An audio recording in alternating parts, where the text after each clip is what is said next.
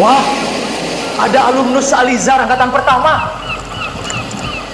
Bani Maulana Mulia, Direktur Utama PT Samudra Indonesia. Selamat pagi semuanya. Pagi, luar biasa. Kalau saya menyebutkan poros maritim dunia, ekstraknya apa? NaCl. Oke. B-nya apa? Negatif. S-nya apa? Sumber daya alam. I-nya apa? Infrastruktur. D-nya apa? Informasi. M-nya apa? Militer. Oke, terima kasih. Indonesia sebagai poros maritim dunia, yaitu tugas kelompok merancang perusahaan imajiner berbasis kemaritiman. Kurang lebih seperti ini deskripsinya.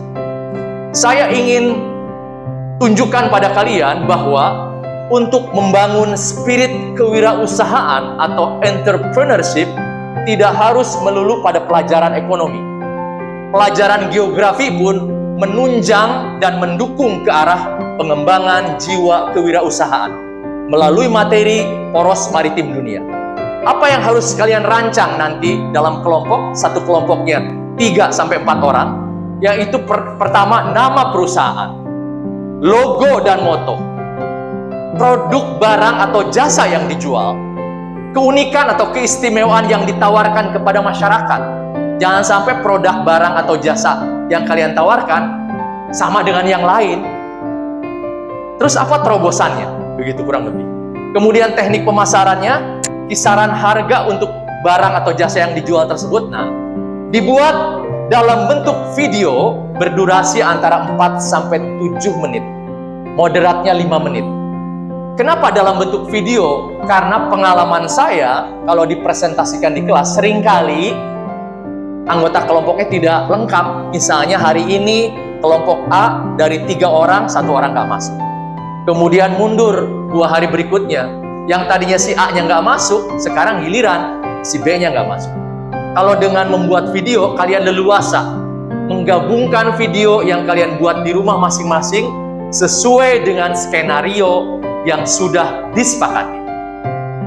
Ada pertanyaan? Contoh realnya, tolong lihat semua ke depan. Tadi saya menuntut kalian membuat nama, logo, dan moto perusahaan. Saya ingin angkat contoh adalah Radio Prambors. Radio yang tahun 80-an, saya saat SMP dan SMA sangat populer. Walaupun saya di daerah, saya menjadi pendengar setia Radio Prambors. Namanya unik sekali. Nggak neko-neko. Namanya adalah singkatan nama jalan tempat anak-anak muda yang tahun 70-an itu menggagas didirikannya Radio Prambors. Prambors singkatan dari Prambanan, Mendut, Borobudur, dan sekitarnya. Simpel kan? Tapi digabungkan menjadi keren banget, Prambors. Kemudian kata lanjutannya, Rasisonia. Itu singkatan dari Radio Siaran Sosial Niaga. Kalau digabungkan, dahsyat, cetar banget. Prambors Rasisonia. Kemudian logonya, lihat. Logonya juga menarik. Ya. Perempuan muda berlambut ikal yang mengingatkan saya pada tokoh mitologi Yunani, yaitu Medusa. Yang dalam mitologi itu dikisahkan Medusa, perempuan yang cantik dan cerdas, ditaksir oleh Poseidon, tetapi ditolak lamaran Poseidon dan dikutuk menjadi perempuan yang kemudian berambut ular. Tapi itu mitos ya. Nah, saya teringat ke mitologi ini ketika melihat logo Radio Prambors. Kemudian motonya, nah motonya juga keren, yang terus-menerus diulang-ulang oleh penyiarnya. Tempat anak muda mangkal. Saya pernah siaran tahun 80-an, saya kelas 1 SMA. Datang tuh dari Kerawang naik kereta, turun di Senen, kemudian naik Metro Mini ke Radio Prambors. Saya siaran, itu ada sesi siaran untuk pendengar jam 12 sampai jam 1 setiap hari Minggu. Gayanya harus mengumandangkan moto ini. Gaya saya sama seperti penyiar-penyiar lain. Dari tempat anak muda mangkal Prambors Rasisonia, saya akan mengawal kamu hingga pukul 1 siang nanti dengan tembang-tembang keren mancanegara, kurang lebih seperti itu. Karena moto dan logo ini menjadi semacam ikon yang akan terus terngiang-ngiang di benak konsumen. Beberapa produk misalnya motonya sederhana sekali. Coba, Ziva, ingat gak moto Nike itu seperti apa? Moto Nike apa dan logonya apa? Logonya seperti bentuk checklist. Checklist ya. Terus motonya just do it. Sederhana sekali kan? Coba, ada yang tahu moto produk apa ini? Kesan pertama begitu menggoda, selanjutnya terserah Anda. Ada yang tahu? Itu moto dari parfum Axe, terngiang-ngiang gitu.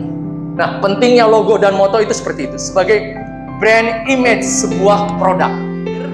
Sebelum kalian bergabung dengan anggota kelompok masing-masing, saya ingin mengajukan beberapa pertanyaan pemantik. Misalnya, apakah terpikirkan untuk membuat restoran terapung di atas geladak kapal induk bekas Angkatan Laut Amerika? Karena beberapa bulan belakangan ini, Amerika menjual 2 bekas kapal induknya dengan harga sangat murah, yaitu USS Kitty Hawk dan USS Enterprise. Masing-masing dijual hanya dengan 1 sen US dollar. Gila nggak tuh? Ya. Kemudian pertanyaan pemantik lanjutannya, atau menjadikan geladak kapal induk tersebut sebagai tempat pesta pernikahan, ulang tahun dan sebagainya. Atau menjadikan bekas kamar-kamar kru dan ruangan lainnya sebagai hotel terapung yang eksotik. Kalau Ziva ingin makan seafood yang enak, banyak restoran menawarkan. Tapi kalau Ziva ingin makan seafood yang enak dan pengalaman sensasional, ya datanglah ke restoran ini. Bayangkan kalau Ziva dan keluarganya datang menyantap menu seafood di geladak kapal bekas Angkatan Laut Amerika, berkostum seperti halnya Angkatan Laut Amerika. Ketika pulang kembali ke rumah, itu menjadi pengalaman yang tidak akan pernah terlupakan sepanjang hidup kalian. Kenapa? Karena menyantap seafood di tempat yang sangat spesial, geladak kapal induk yang pernah bertugas di jajaran Angkatan Laut Amerika. Kurang lebih seperti itu. Jadi ada semacam produk unggulan yang ditawarkan. Jadi kalau kalian membangun restoran seafood, apa bedanya dengan restoran seafood lainnya? Yang ditawarkan adalah bukan semata-mata menikmati hidangan kuliner seafood, tapi juga pengalaman sensasional menikmati hidangan di atas geladak kapal induk Angkatan Laut Amerika yang sangat legendaris. Inovasi harga mati.